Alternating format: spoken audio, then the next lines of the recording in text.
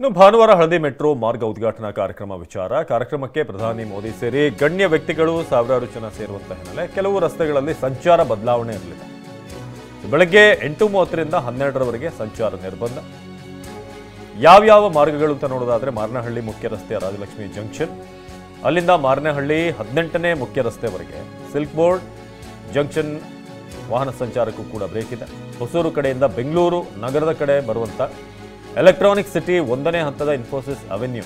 Hospitality ಕ್ಷೇತ್ರದಲ್ಲಿ ಜಾಗತಿಕ ವೃತ್ತಿಯ ಕನಸು ಇದೆಯಾ? ಜಾಗತಿಕ ಅಧ್ಯಯನ ಉದ್ಯೋಗ ಅವಕಾಶಗಳೊಂದಿಗೆ ಭಾರತದ ನಂಬರ್ 1 IIHM ನಲ್ಲಿ ಓದಿ. ಪ್ರವೇಶ ಆರಂಭವಾಗಿದೆ, ಈಗಲೇ ಸೇರಿ. ವಿಲಾಂಕಣಿ ರಸ್ತೆ, HP ಅವೆನ್ಯೂ ರಸ್ತೆಗಳಲ್ಲಿ ನಿರ್ಬಂಧ ಇದೆ. ಬೆಂಗಳೂರಿನ ಕೆಲವು ರಸ್ತೆಗಳಲ್ಲಿ ಸಂಚಾರ ಬದಲಾವಣೆ. ಬೆಳಗ್ಗೆ 8:30ರಿಂದ 12 ಈ ಭಾಗದಲ್ಲಾದರೆ ಬೆಳಗ್ಗೆ 9:30ರಿಂದ ಮಧ್ಯಾಹ್ನ 2:30ರವರೆಗೆ ಸಿಲ್ಕ್ ಬೋರ್ಡ್ ಕಡೆಯಿಂದ ಎಲೆಕ್ಟ್ರಾನಿಕ್ ಸಿಟಿ, ಎಲಿವೇಟೆಡ್ ಫ್ಲೈಓವರ್ ಮತ್ತು ಹೊಸೂರು ರಸ್ತೆ ಮೂಲಕ ಹೊಸೂರು ಕಡೆಗೆ, ಹೊಸೂರು ಕಡೆಯಿಂದ ಬೆಂಗಳೂರು ನಗರದ ಕಡೆಗೆ, ಹಾಗೆ ಎಲೆಕ್ಟ್ರಾನಿಕ್ ಸಿಟಿ 1ನೇ ಹಂತದ ಇನ್ಫೋಸಿಸ್ ಅವೆನ್ಯೂ, ವೆಲಾಂಕಣಿ ರಸ್ತೆ, HP ಅವೆನ್ಯೂ ರಸ್ತೆಗಳಲ್ಲಿ ನಿರ್ಬಂಧ ಇದೆ.